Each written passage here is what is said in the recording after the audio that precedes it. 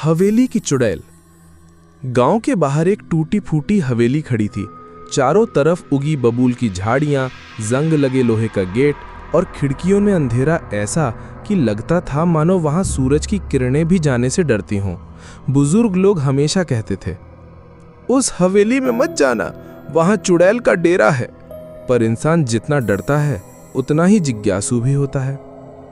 पहला कदम हवेली की ओर। राजीव, अर्जुन और मोहित तीनों दोस्त गांव में अपने कॉलेज की छुट्टियां बिताने आए थे। एक रात हिम्मत दिखाने के चक्कर में उन्होंने हवेली देखने का फैसला कर लिया। अगर चुड़ैल दिख गई तो? अर्जुन ने घबराकर पूछा। राजीव हंस पड़ा। अरे चुड़ैल वुड़ैल कुछ नहीं होती, सब अफवाह है। रात 11 बजे वे टॉर्च और मोबाइल लेकर हवेली पहुंचे। हवा में सीलन थी और चारों ओर सन्नाटा। जैसे ही गेट धक्का देकर खोला गया, लोहे की चरमराहट ने उनकी रीढ़ तक सिहरन पहुंचा दी। हवेली के भीतर अंदर कदम रखते ही ठंडी हवा का झोंका आया। सीलन, धूल और चमगादड़ों की बदबू से सांस लेना मुश्किल था।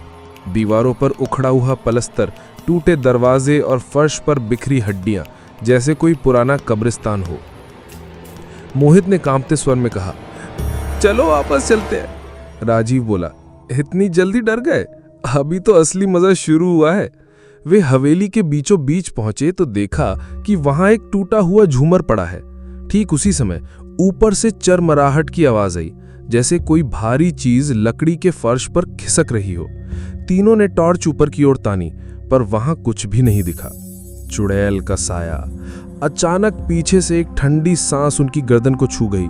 अर्जुन चीख पड़ा और पलटकर देखा तो सामने दरवाजे पर सफेद साड़ी में एक औरत खड़ी थी। उसके बाल बिखरे थे, आंखें लाल जल रही थीं और चेहरा खून से सना हुआ।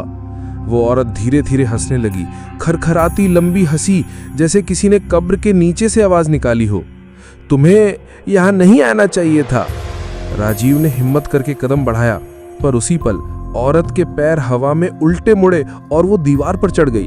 तीनों के हाथ पांव दौड़ते हुए बाहर निकलने लगे, पर हवेली के दरवाजे अपने आप बंद हो गए। खिड़कियां बंद हो गईं और चारों तरफ अंधेरा छा गया। मोहित रो पड़ा, हमें छोड़ दो।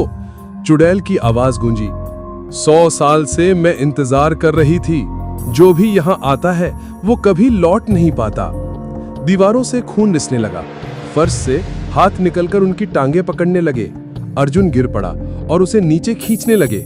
राजीव और मोहित ने उसे खींचकर किसी तरह बचाया, पर अब तीनों पसीने से तर जान बचाने की जद्दोजहद में थे। हड़बड़ाकर वे हवेली के एक पुराने कमरे में जा पहुंचे। वहां दीवार पर धुंधली लिखावट थी कि जिसने मेरा खून बहाया मैं उसे ढूंढूंगी। साथ ही एक चित्र बना था जिसमें गांव के पुरखों ने एक औरत को जिंदा दीवार में चुनवा दिया था। वो औरत गांव की औरतों और बच्चों की बलि लेती थी। लोग उसे चुड़ैल कहते थे और हवेली में कैद कर दिया था। अब राजीव, अर्जुन और मोहित समझ गए, ये वही चुड़ैल थी जो आज भी अपनी मौत का बदला लेने बाहर आती है। कमरे में खड़े ही थे कि अचानक दरवाजा अपने आप बंद हो गया। चुड़ैल ठीक उनके सामने प्रकट हुई। उसकी आंखों से आग निकल रही थी। तुम तीनों मेरे अगले शिकार हो। वो हवा में तैरने लगी और एक चीख ऐसी निकाली कि कांच की खिड़कियां चकनाचूर हो गईं। तीनों ने पूरी ताकत लगाकर दरवाजा तोड़ा और भागे। गेट के बाहर पहुंचते ही सब कुछ शांत हो गया। हवेली फिर से सन्नाटे में डूब गई। अगले दिन तीनों ने गांव वालों को अपनी बात बताई। बुजुर्ग ने गंभीर होकर कहा, तुम्हें जिंदा लौटना सौभाग्य है, पर याद रखो, उस हवेली में जो भी जाता है वो चुड़ैल की छाया कभी पीछे नहीं छोड़ पाता। राजीव ने डरते डरते पीछे देखा।